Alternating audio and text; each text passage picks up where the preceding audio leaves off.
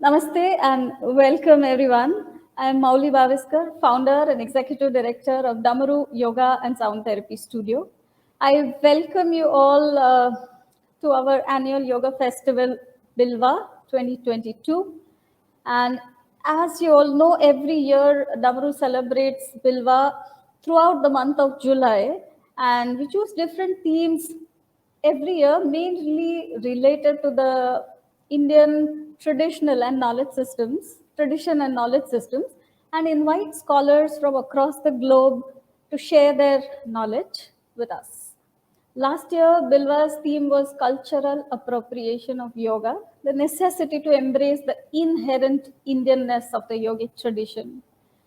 This year, however, the theme of Bilva 2022 is very close to my heart, and we celebrate the great teacher and guru, Sri T Krishnamacharya, and his holistic teachings in the KYM tradition. So before I proceed to today's talk, let me share something to you about this festival. So Bilva being conducted under the wing of Damaru Foundation. Damaru Foundation is a public charitable trust, and it is founded by Damaru Studio with the aim to promote and support the traditional yogic sciences and increase the awareness about wellness and harmony in the society. Our primary focus is to support that segment of the society who are in dire need of help for their holistic well-being but may not be able to afford it. So if you wish to support our efforts, consider contributing to the Damaru Foundation either by making a one-time payment or a recurring mode of payments. You can find the link in the payment options in the description box below in this YouTube video. Your contributions will help us together support more people in the society as well as bring more such valuable content and speakers to share their knowledge with us. So today I am going to invite a very senior teacher at KYM, Miss Geetha Shankar. So, namaste, ma'am.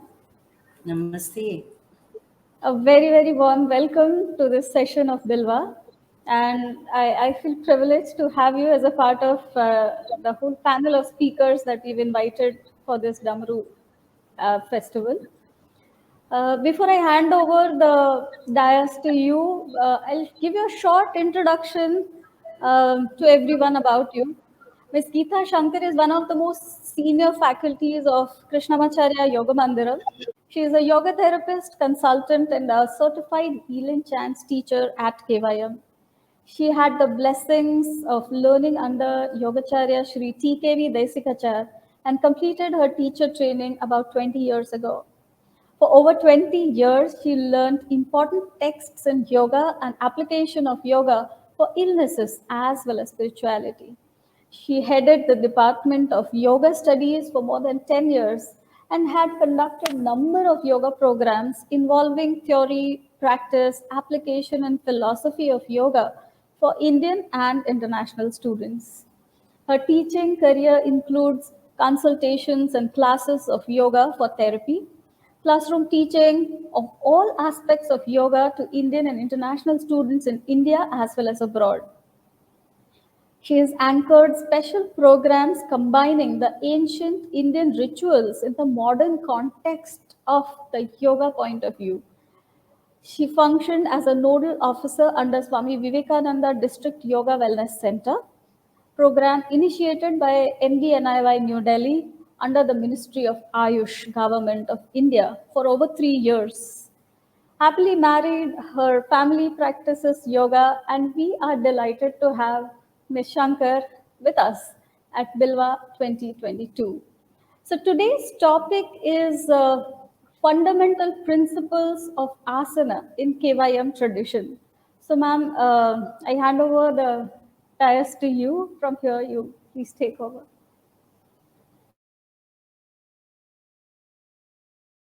Talking to you and to the students of Damaru School of Yoga. So let us start with the topic. And this topic especially is very close to my heart, and it is something that I totally believe in, the fundamental principles of asana based on the KYM tradition. So first of all, let us look at asana as a part of Ashtanga yoga. Okay, I'll share screen with you now. Yes. So we see that asana is the third limb of Ashtanga yoga as given by sage Patanjali, the 8 limbs of yoga as is given it in Yoga Sutra. So we first see the first 5 are called Bahiranga Sadhana, which means they are external practices. So we have Yama first. These are a set of 5 different attitudes, to do with our relationship with society. So they are ethical codes of conduct. Then we have Niyama. These are a set of 5 again of personal ethics, codes for individual discipline. So Yama and Niyama actually prepare us to go ahead on our path of yoga. The third limb is asana, which is the goal topic for us today. This is the practice of postures. And then we have pranayama, which is the regulation of breath to modify our breathing patterns. Then we have pratyahara, to work on the control of our senses so that they do not cause any distractions, disturbances in us. So a state where they do not disturb us or affect us more in our daily life. And then we move on to dharana. It refers to directing the mind in one particular direction that is chosen by us. So the mind is focused in one chosen object and it avoids thoughts of other topics. So it is our ability to concentrate. And then we have dhyana, which is meditation or continued concentration. So in this state, the mind continues to hold only the same topic that we have chosen. And then comes samadhi, where we are totally one with the chosen object. And when we look at these 8 limbs of yoga, we see that it moves from the gross to the subtle. The fundamental principle behind the philosophy of yoga is that the mind is the source of all our problems. But interestingly, it is also the solution to all our problems. So the primary aim of yoga is to help us overcome our suffering by cleansing or refining the mind. And when the mind is refined and it is cleaned of all impurities, then our perception of things changes. And then our action based on these perceptions also change, making us better in every way with clarity of thought. So, for refining the mind, we need to move towards meditation. And to move towards meditation, it is difficult to focus the mind on one particular object. So we need to prepare ourselves because the quality of the mind is to wander all the time. So we need to prepare ourselves for the meditation at all levels.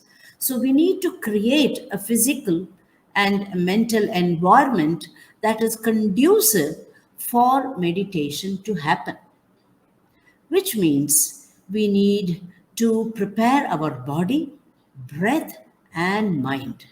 So this is where asana comes in as a preparation to prepare our body and mind to move towards meditation. In Yoga Sutra, chapter 2, Sutra 28, Patanjali says, one second. He says, Yoganganushthanat ashuddhikshaye jnana deeptihi aviveka khyatihi. So this means that by firmly establishing ourselves in all the angas of yoga, the impurities in our system are removed. So when that is removed, then the light of wisdom shines through us. That is what Patanjali says, and that is the reason why I started with the yamas. So asana leads to pranayama, then to pratyahara, to dharana, dhyana, and samadhi. And it is through samadhi that we will be able to cleanse our mind. And during meditation, we need to have total focus. So if we have pain in any part of our body, then our mind will automatically go only to that area where there is pain. So we need to prepare our body so it does not cause any distractions and will allow us to focus totally on moving inwards, so that the body does not distract us and we are able to move. That is where asana plays a very important role in preparing our body so that the body does not distract us in any way. So we start with the body and then move inwards towards refinement of the mind through meditation. So, asana plays a very important part here to help us to move towards meditation. Now, let us move to asana and talk more about asana as one of the preparations. So, when we do asana, we first need to talk about one of the definitions of asana given by Krishnamacharya. He has said, Nava Sharira Samskara. Nava Sharira Samskara is one of the definitions of asana given by Sri Krishnamacharya. Nava means new, Sharira is body, and Samskara is our action, our habits. So he says it has to be Nava, new. So only when we are able to put your body in a new position, you will be able to focus better. When we do something that we are always used to, then the mind is not able to focus so much. So that is why he has spoken about Nava Sharira. So new body habits or new positions for the body, where we put our body in a new position and then the mind is able to focus better. So when we look at the way we do the postures, we understand that there are different approaches to asana practice based on different traditions of yoga today. Some schools do the practice with breath coordination and some don't. In the KYM, we believe that bringing the breath into our practice is the way to bring our mind into the practice. So in the KYM tradition, we give a lot of importance to conscious breathing in asana practice. Generally, in our daily lives, we are not very conscious of our breath. It is an automatic process which goes on and on 24 hours a day as long as we are alive. It is something that we take for granted. We never focus on the breath. We are all the time, even now, we are inhaling and exhaling. But if I were to ask you, are you inhaling or exhaling now? You will not be able to answer that question because you're not aware. So we never focus on it. But in asana practice, we need to find the natural link between the breath and the body. Because finding this natural link can make a huge difference to our practice. We need to first understand not only the basic mechanics of breathing, but also the effect of breath on the body and also the effect of the body movements on the breath, both. So, the three important organs that are actively involved in this process of breathing are the lungs, the diaphragm, and the abdomen, the muscles of the abdomen. So, let us see that. So, deep breathing involves thoracic and diaphragmatic movements. So, we have to understand that the lungs, diaphragm, and the muscles of the abdomen are actively involved in this process of breathing. When we inhale, the muscles of the abdomen are, the muscles of the lungs first and the diaphragm are involved. So as we inhale, the chest expands. I have the picture here showing you the chest opening up on inhalation. So as we inhale, the chest expands and the diaphragm, which is a very muscular organ just below the lungs, go down, giving the lungs more space to expand, to enlarge. And as the diaphragm goes down, it also causes the lower abdomen to be pushed out slightly. So this happens on inhalation. The chest expands and the abdomen is pushed out slightly. On exhalation, the diaphragm goes back to its original position and the chest contracts and there is expulsion of air that is taking place during the exhalation. So we see that the muscles of the chest, upper and the lower chest, the muscles of the diaphragm, and the core abdominal muscles all need to work in a rhythmic, efficient manner to make our breathing also efficient. If any of these muscles are tight or tense, then our inhalation and exhalation will be less efficient, less complete. So we will not be able to get the full benefit of our breathing if the muscles are tight. So asana practice becomes very important here to work on these muscles to make it more flexible.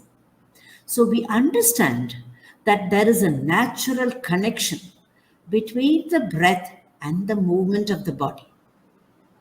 So there are movements that enhance and support inhalation.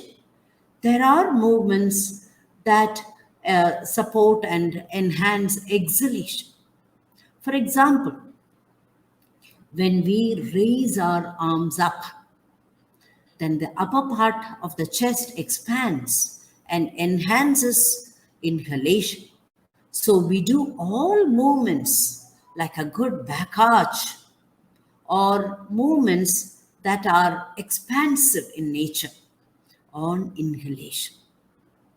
And when we do a forward bend or a spinal twist or any contractive movements, then such movements enhance exhalation.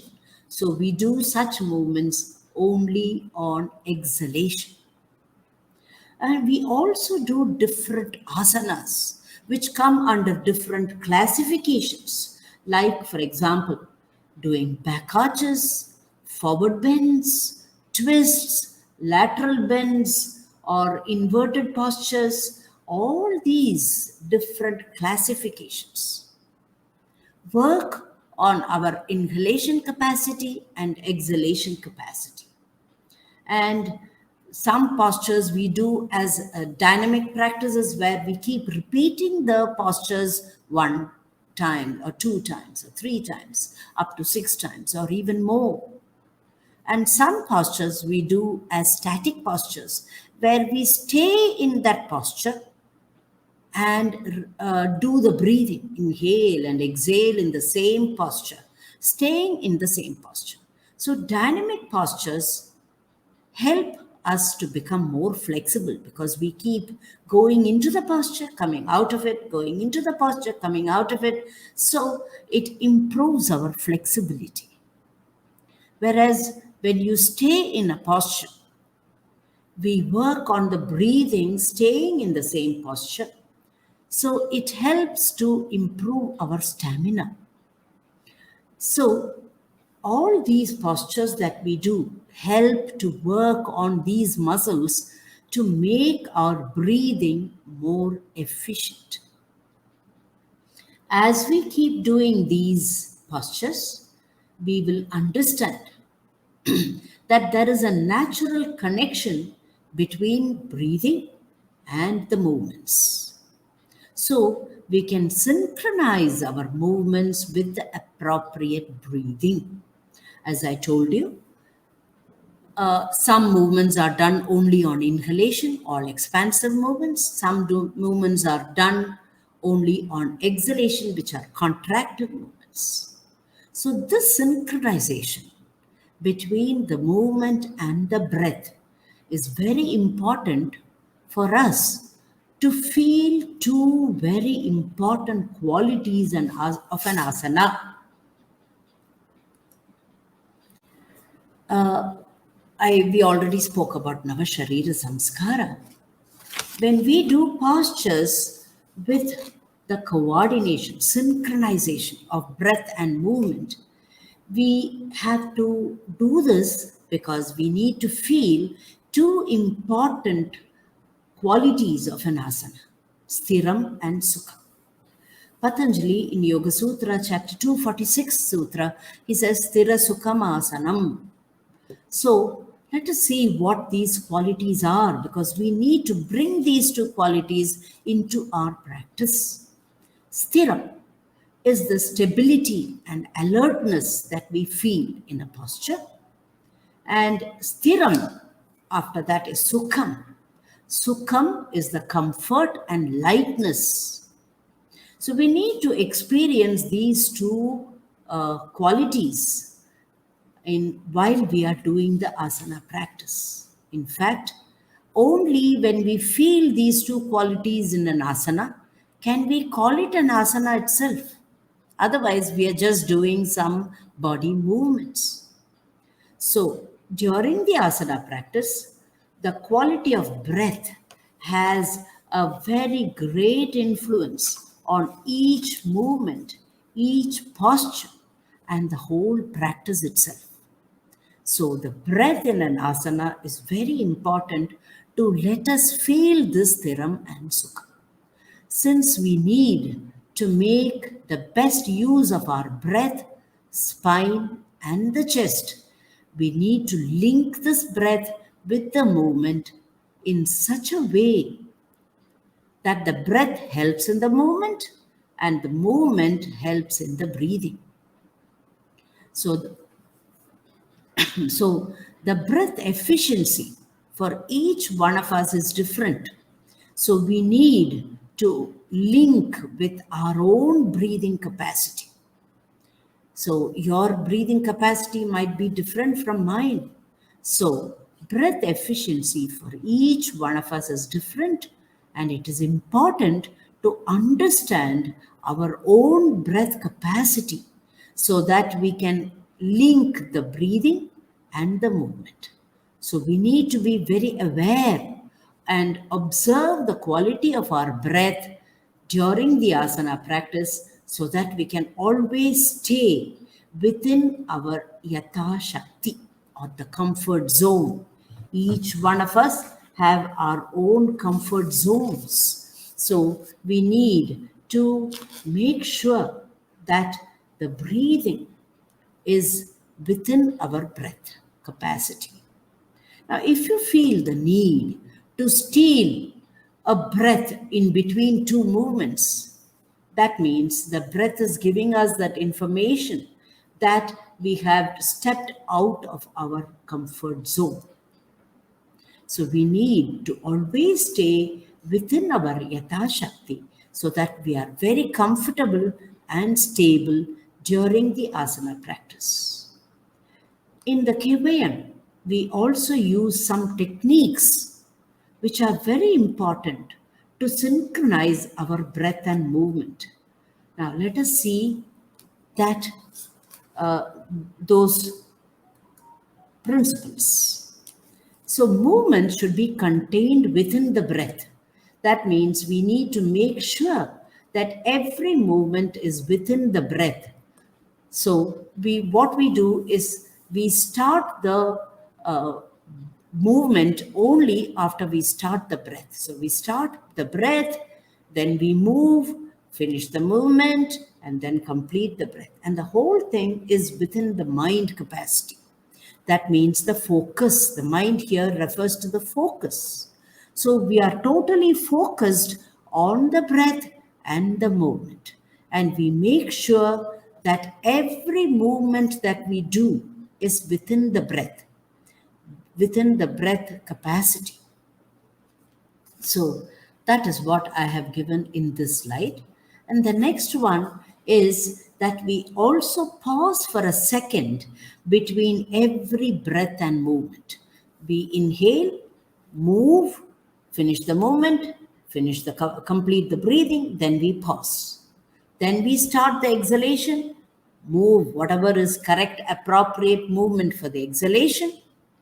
Then we pause, again we inhale, move, pause. So this pause for a second, it's only for a second, but we pause between breath and movement.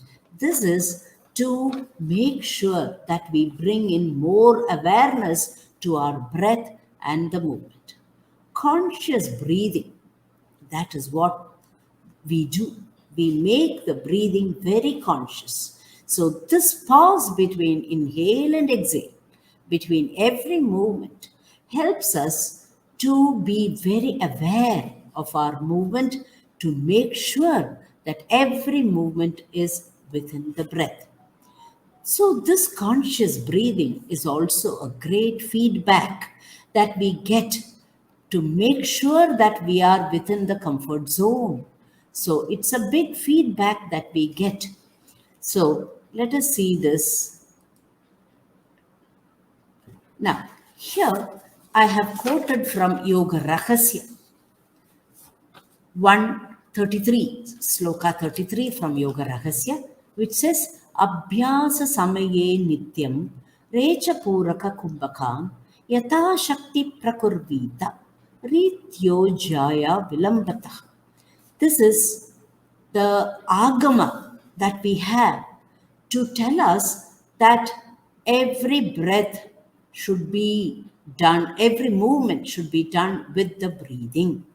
Abhyasa samaye nityam, that means whenever you do the abhyasa, asana, rechaka, puraka are the inhalation and the exhalation. Kumbhaka is hold after inhale or exhale.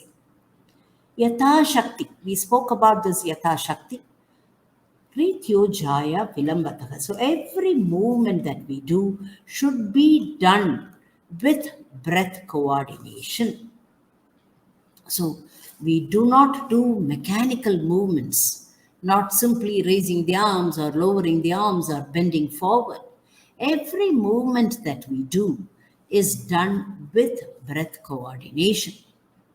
And we also stay within our Yata Shakti, because this conscious breathing that we do in asana practice is a great feedback to tell us, are we within the comfort zone? Are we going beyond it? So this is also one of the reasons why we also do Ujjayi breathing in asana practice. So Ujjayi breathing is suggested during asana practice. What is Ujjayi breathing? Ujjayi in Sanskrit, it means Ujjayi breathing. In Sanskrit, the meaning is Urdhvam Jayati iti Ujjayi. Here, during the breathing, we focus on the throat. So, which means in the Urdhvam Jayati Ujjayi means it clears the throat and masters the chest. So it is a technique that we use to bring more attention to our breath during the practice. So we know that when attention is paid to the breath, the quality of breath improves. So this in turn helps us to focus our mind on our practice. Now in Ujjayi, as I told you, we focus or regulate the breath at the throat. So this creates a slight hissing sound as we inhale and exhale. So this sound is something that helps us to focus.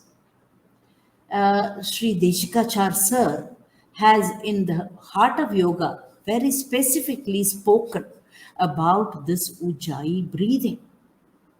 He says that when we use Ujjayi breathing in asana practice, a uniform sound is produced during inhalation and exhalation, allowing us not only to feel the breath but also hear the breath.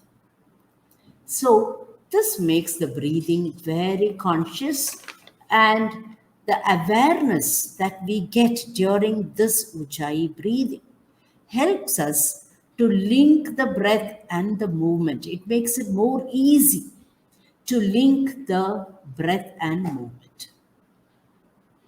So, Ujjayi breathing is always suggested during asana practice.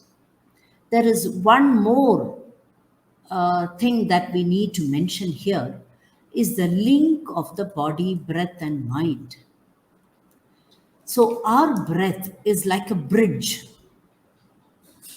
which connects the body and the mind.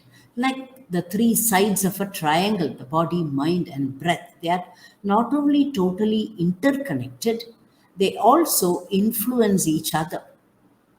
The state of the mind is reflected in the breath. When, for example, when the mind is agitated, you will see that the breath is erratic or it becomes fast. So we have labored breathing. And if the mind is calm, then it automatically brings a calmness to the breath as well. The breath automatically becomes subtle and long and calm. So that is what Hatha Yoga Pradipika says. Chale vate chalam chittam, nischale nischalam bhavet. And this means that when the breath is calm, the mind also becomes calm.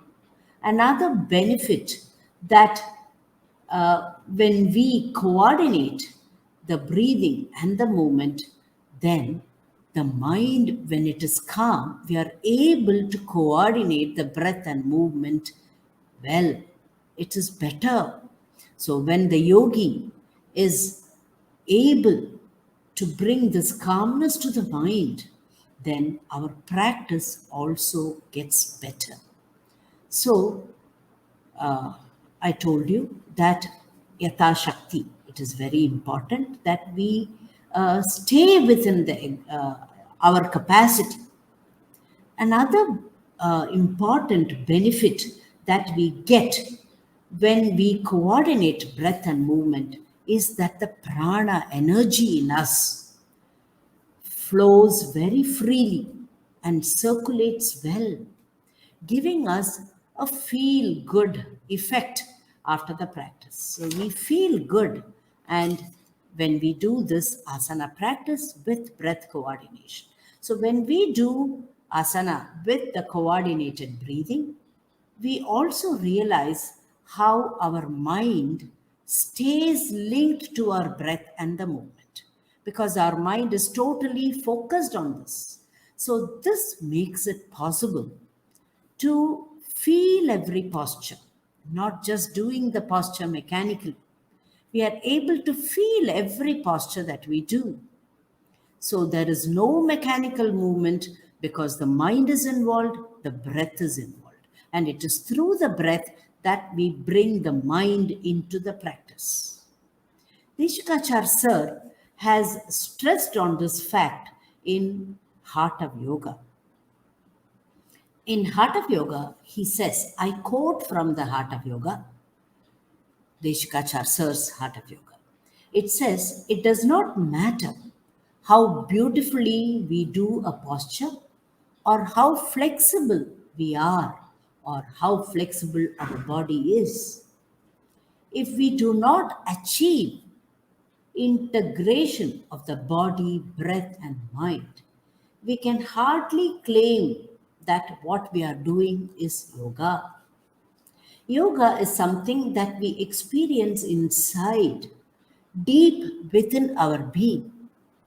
So, yoga is not an external experience. In yoga, we try to be as attentive as possible to everything we do. So, this is a very, very important quotation from the Heart of Yoga.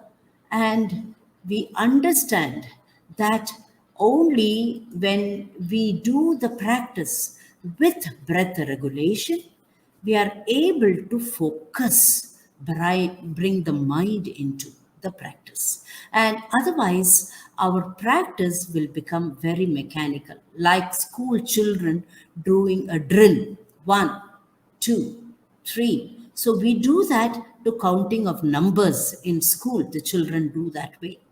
Our asana practice is not that. It is not a drill. It involves the mind as much as it involves the body. And how do we involve the mind? It is only through the breath. So that is why in the KYM tradition, we give a lot of importance to breath in asana practice. Mauli, if you have any questions to ask me at this period of time, you can ask now.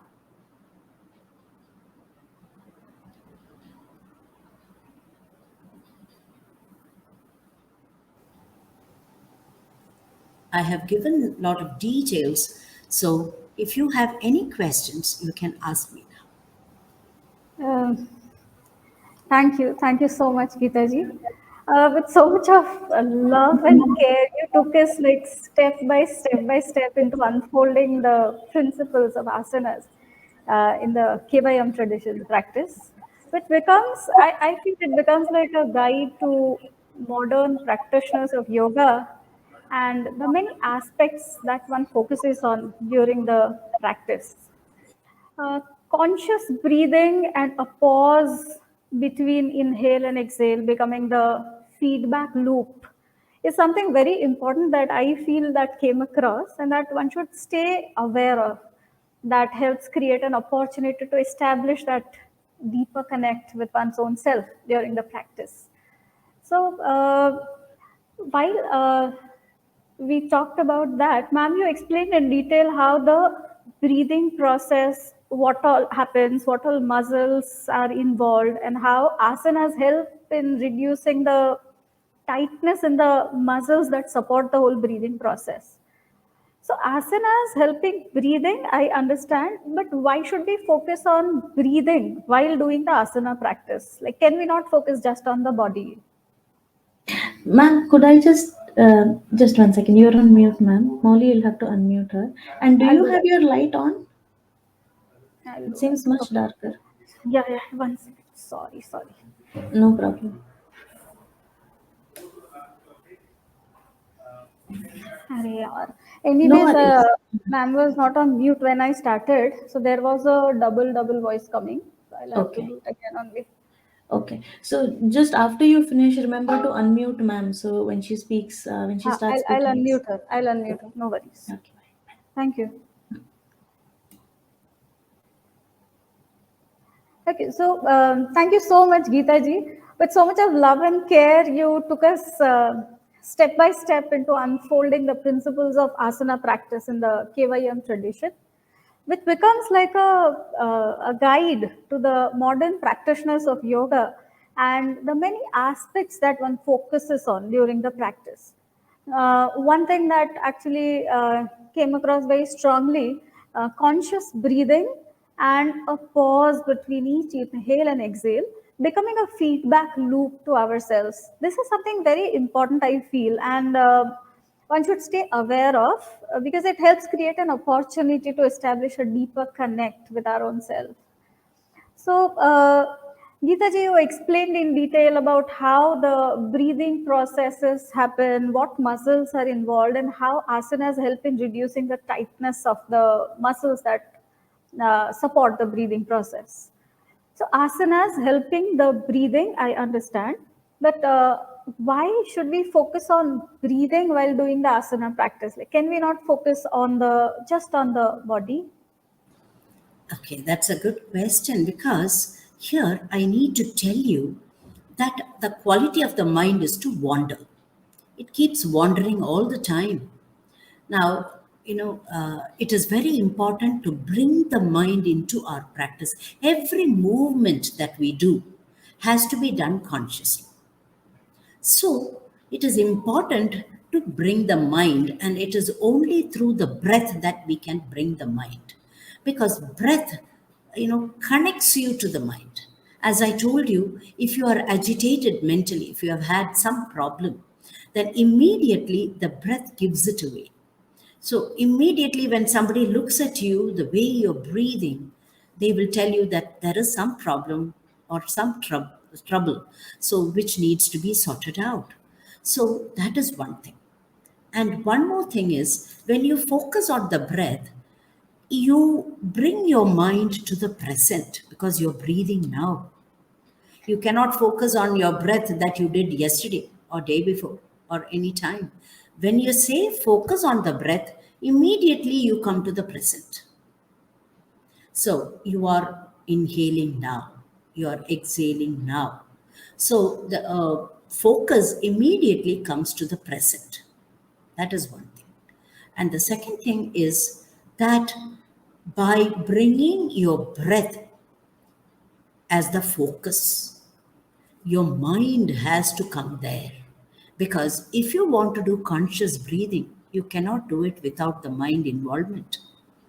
You are breathing now, I am breathing now, but I am not conscious of it. But if you want to make your breath conscious, immediately you need to focus. And when I say focus, the mind comes in. And we need to bring the mind into this by focusing on the breathing.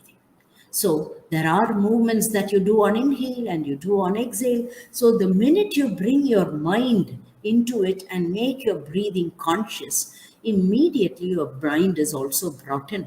We also have an agama for this from Yoga Rahasya, which says asana abhyasa kaleshu nirgrahya pranavrittayaha, which means during the practice of asana, your breath has to be regulated. So we have an agama also to support this theory, where we bring breathing into our practice, and by bringing the breath, we are bringing the mind into it. Because you cannot do conscious breathing without involving the mind. So we bring in the breathing to make our movement, every movement, more conscious. Thank you, ma'am. So I now get to understand that when asanas and breath come together, mind already, it has to come in and keep us in that present moment, which is something very, very important in the practice. Generally, we are either fixated in the past or present, future or something. So being in the present, I think that's the key. So now another question that naturally comes in, being in the, having learned in the KYM tradition, so it's not only the asanas and the breath, but we also combine bhavana, chanting, so many other facets come into the whole practice.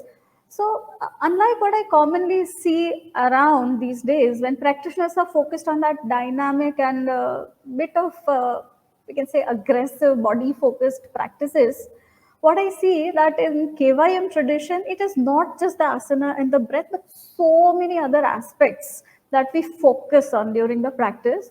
So what is the benefit of doing asana practice done with so much of focus? One thing is, as we move ahead, as I told you, asana is only a preparation to move ahead on the path of yoga. And the next limb after asana is pranayama. So when you regulate your breath during the asana practice, it gives you the understanding of your breath. Every day your breath is different. Today my breath can be quite subtle and long and I'm able to breathe in well. Maybe yesterday it wasn't so good because there was something troubling me and my breath was quite short. So, this knowledge of breath, this coordination of breath and movement, has given you some knowledge about the breath today. So, this is the foundation for my pranayama practice. So, asana leads you to pranayama. In fact, even Patanjali has mentioned that tasmin sati shwasa prashwasa yogati vichedaha pranayama. So, he says that the asana is one of the prerequisites to lead us to pranayama. Many texts have spoken about that. So once you have moved from asana to pranayama, that you can move ahead because pranayama leads to pratyahara, then to dharana, dhyana, samadhi. So pranayama is one of it's like a bridge between the the bahiranga sadhana and antaranga sadhana. So it's one of the prerequisites for pranayama. One more thing is that many texts have spoken about asana practice, as even Hatha Yoga Pradipika has spoken about it, as one of the prerequisites for pranayama. So this asana practice done with the focus on the breathing, one benefit is that it leads you on the path of yoga. The second one I would like to quote is another definition of asana given by Krishnamacharya sir.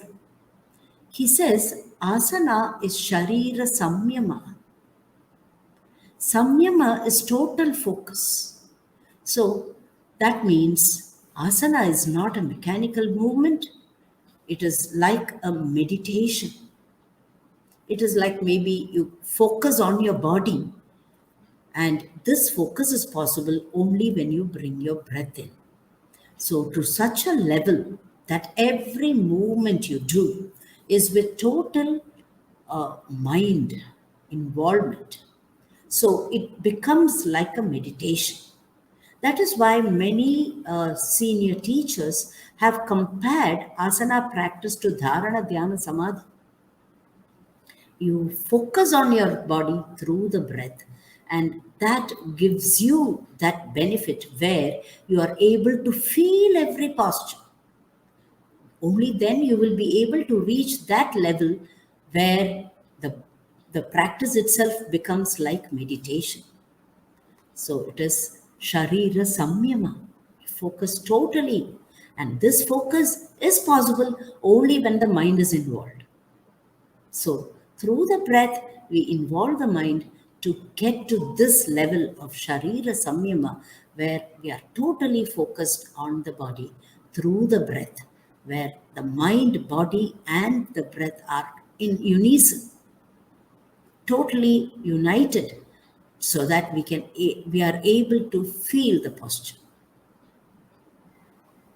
So, that would mean that the antaranga and the bahiranga practice that we separate out for the sake of understanding, they actually merge here, and everything is happening on the go together.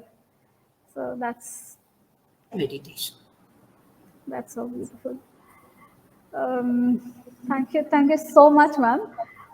This actually gave us a lot of clarity of how the KYM tradition approaches the whole practice of asana.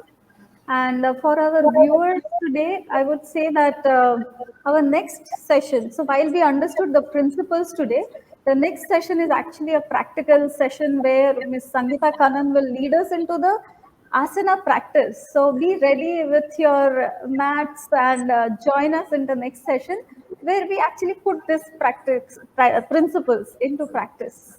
Correct. So join us for the next session, and thank you so much once again, ma'am, for joining us. Thank you. Thank you so much.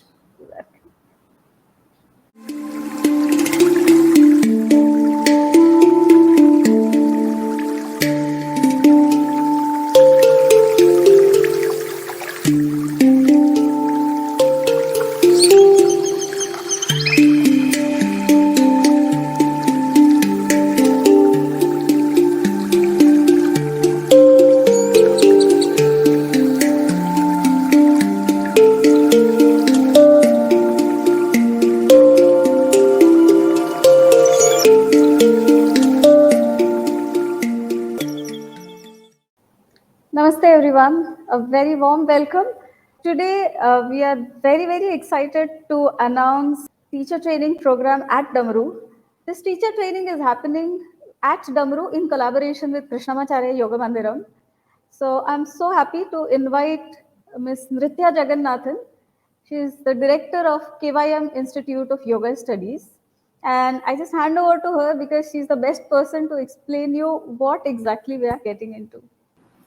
Shri Gurubhyo Namaha, Namaskaram. On this occasion of Damaru's anniversary, it gives me great joy to announce on behalf of the KYM the upcoming Yoga Teacher Training Certificate Program offered by the Krishnamacharya Yoga Mandiram in collaboration with Damaru Studios, Ahmedabad. This is the first time that this very intensive teacher training course comes to the western part of India at Ahmedabad. As many of you may be well aware, the Krishnamacharya Yoga Mandiram is a world-renowned center founded by Sri T Krishnamacharya in 1976 as a tribute to his father, teacher, and legendary yogi Sri Krishnamacharya. Founded as primarily a center for yoga therapy, over the years, the KYM also has acquired fairly solid reputation for its training programs, both in yoga studies as also healing chants, as these are fundamental even to the process of application of yoga tools. In this context, Krishnamacharya Yoga Mandiram and Damaru come together to offer you this 800-hour yoga teacher training program. 800 hours is inclusive of both the classroom and non-classroom hours, including personal study, project preparations, assignments, observation, internship, and so on.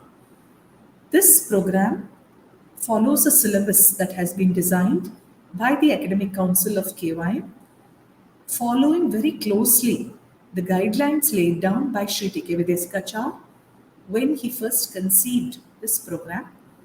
The syllabus includes a very deep study of the classical techniques of asana, classical techniques of pranayama, the theory of asana, the fundamental theoretical principles of asana, modifications of asanas to suit people of different capabilities, theory and practice of dhyanam, apart from which there is also certain associated study such as the history and evolution of yoga, a deep study of the Yoga Sutra of Patanjali covering all 4 chapters of the text, an exposure to other yoga literature such as the Hatha Yoga Pradipika, the Bhagavad Gita, the Yoga Rahasya and the Yoga Yajnavalkya Samhita.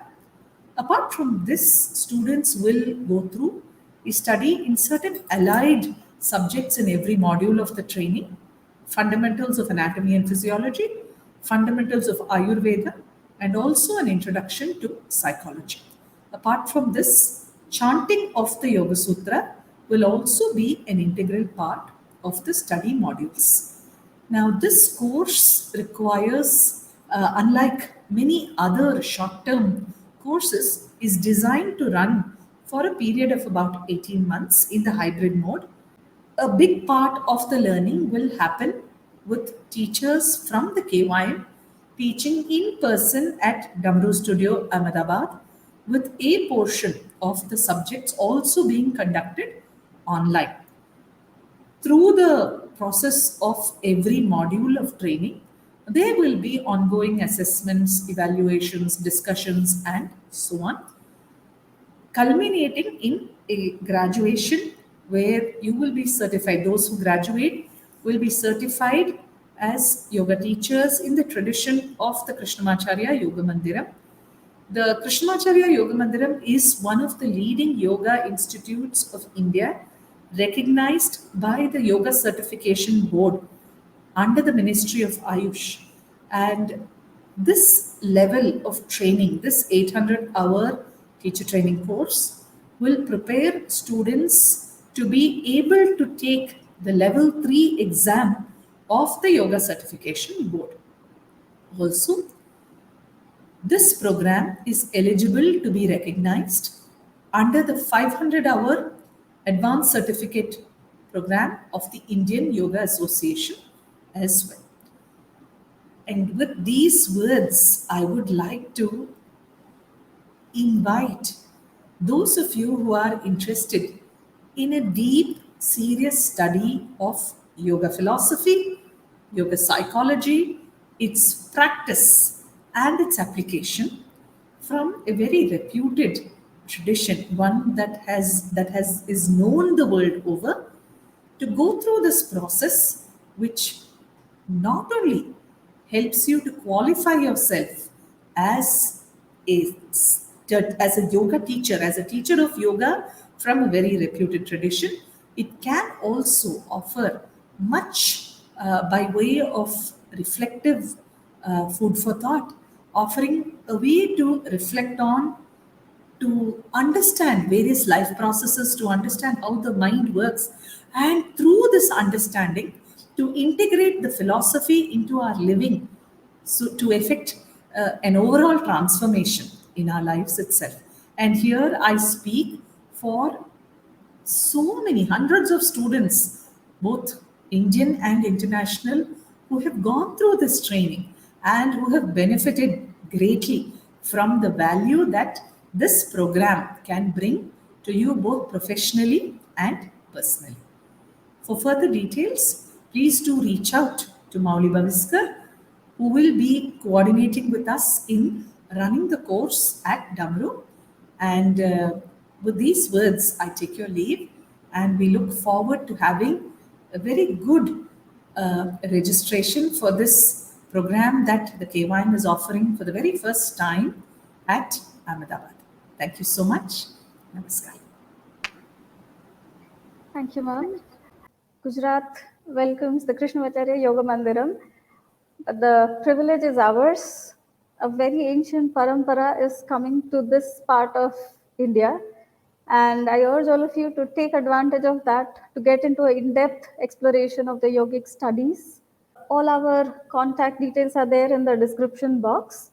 DAMARU, www.damaru.in is our website. Realm of Damaru is our handle on Facebook, Instagram, and you will get all the details. So do reach out and register, because another aspect of this tradition is that we do not take trainings or trainees in large numbers. So there's a very limited amount of seats that we're offering for this training, so that we could get deeply involved. So get in touch and see you on the other side. Thank you.